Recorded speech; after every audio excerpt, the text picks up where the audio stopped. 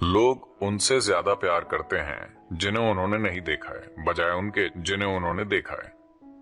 वो सिनेमा जाते हैं, जो भी ये रजनीकांत या टॉम क्रूज या अमिताभ बच्चन, वो बहुत बड़े आदमी हैं और लोग उनसे अपने बगल में बैठे लोगों से ज्यादा प्यार करते हैं, क्योंकि वो सब बढ़ाकर दिखाया है ना।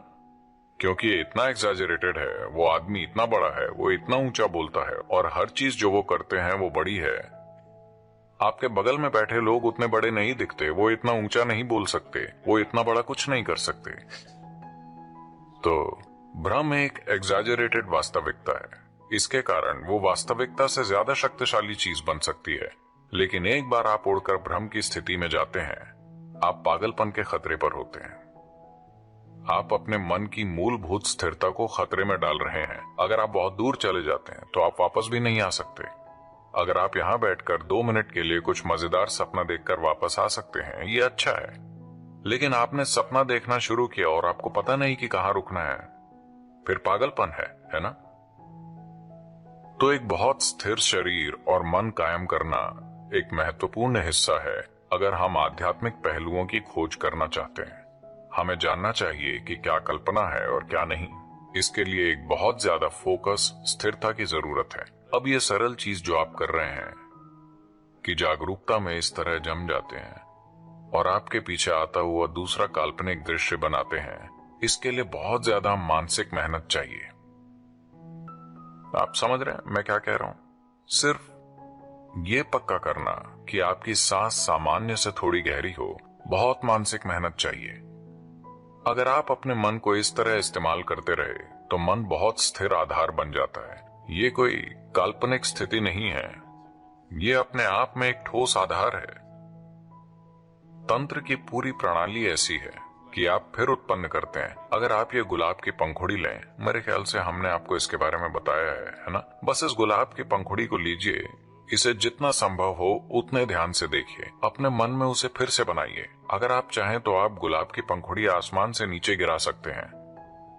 आपने इतने डिटेल से देखा है, आपने इसके हर मिलीमीटर, हर माइक्रो मिलीमीटर को ध्यान से देखा है और अब आप उसे बनाते हैं। देखिए, अभी कोई पेंटिंग बना रहा है, ठीक है। ये कैसे है? क्योंकि कहीं ना कहीं उनके मन में उस पत्ते या फूल या किसी भी चीज की छवि एकदम सटीक है ना।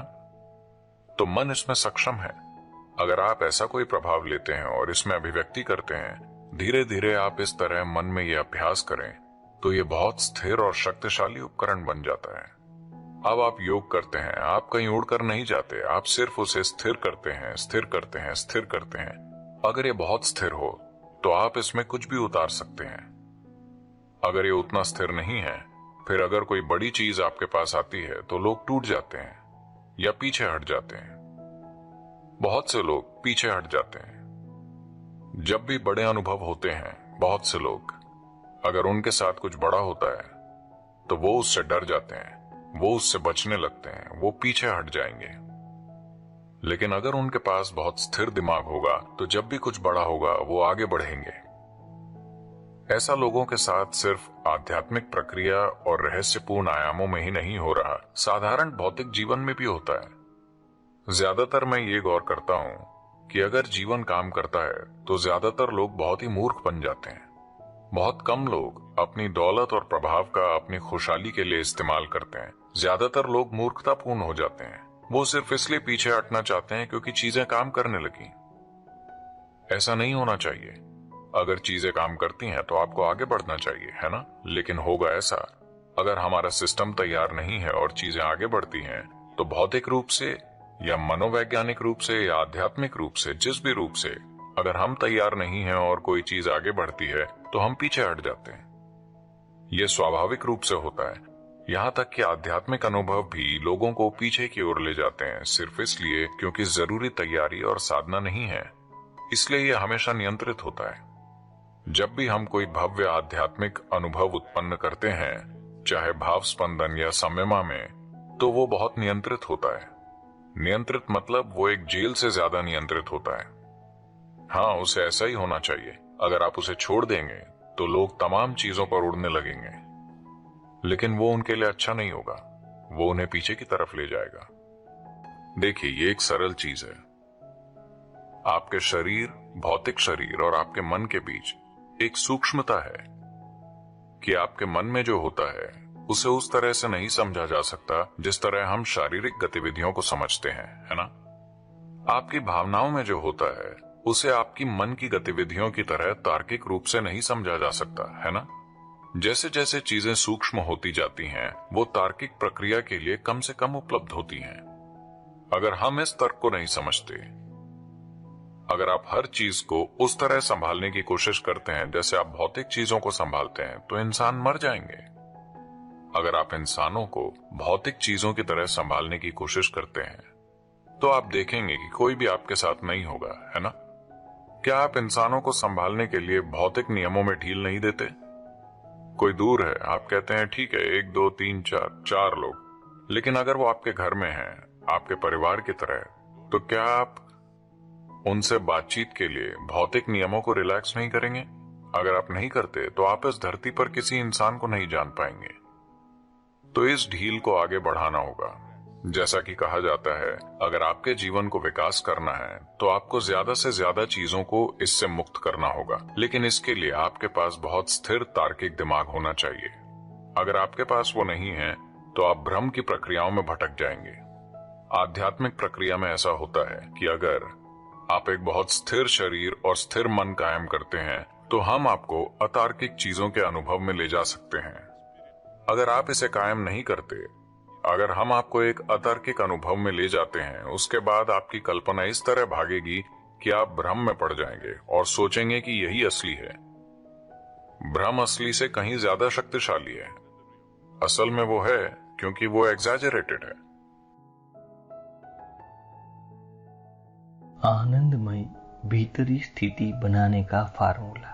अगर आपको लगता है कि आपका काम महत्वपूर्ण है, तो सबसे पहले अपने आप को तैयार करना होगा, ताकि बाहर चाहे कोई भी परिस्थिति हो, अंदर से आप स्थिर रहे। जब आप कोई बड़ा व्यवसाय चला रहे हो, तो ये व्यवसाय सिर्फ आपके बारे में नहीं होता।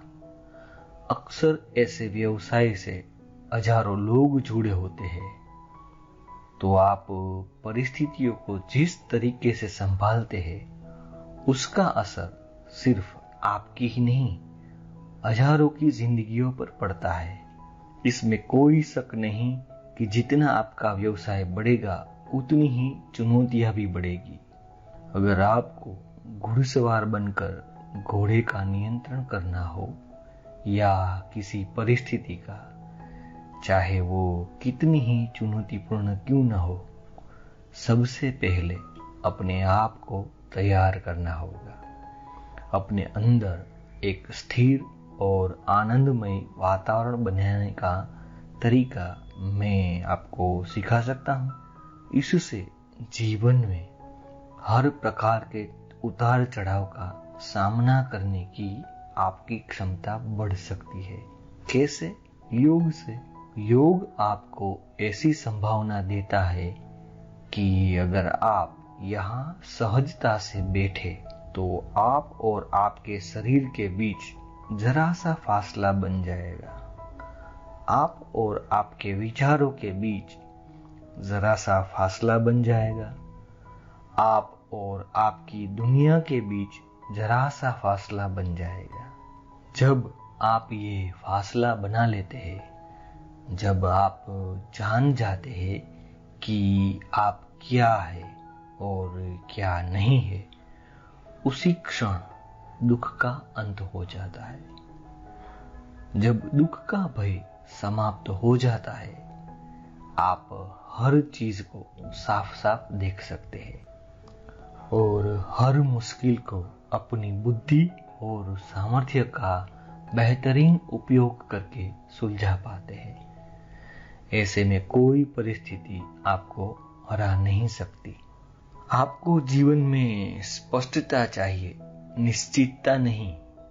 किसी भी चीज को किसी और चीज में कैसे बदले, ऐसी सोच मत रखो। जो जैसा है उसे उसी रूप में देखना और समझना सीखे। ऐसा करने के लिए स्पष्टता चाहिए। स्पष्टता के लिए आपको साफ, मेल रहित, निष्पक्ष मन की जरूरत है, जो उलझनों से दूर जागरूकता के आंचल में है। ऐसा चित्त हर चीज को उसके वास्तविक रूप में देख पाएगा। ऐसे में आप चाहे तो हर चीज को अपने अनुकूल बदल ले, चाहे तो उनके वास्तविक रूप में उनका आनंद ले। जीवन के सबसे बड़ी संभावनाएं उसकी अनिश्चितता ही है।